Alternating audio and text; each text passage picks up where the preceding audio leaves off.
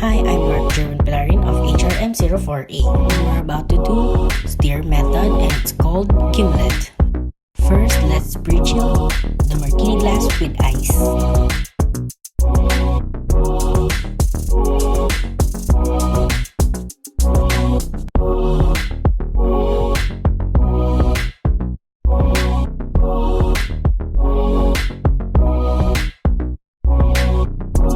Next, let's put some ice on a cocktail shaker.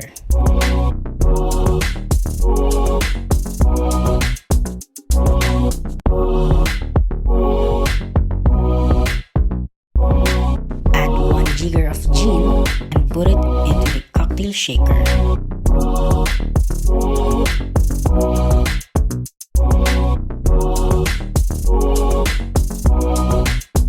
Also, add half jigger of lime juice and put it into cocktail shaker.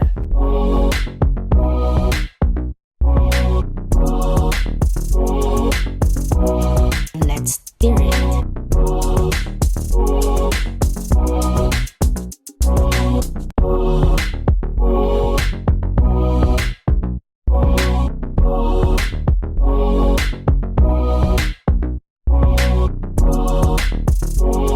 Let us put back the ice on the container as we pre-chill the glass.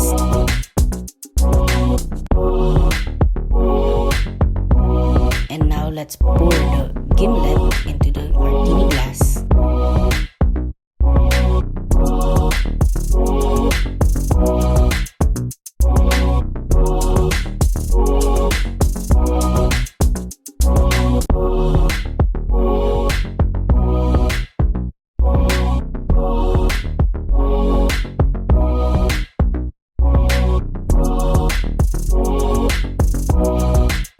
Add some lime or lemon for garnishing.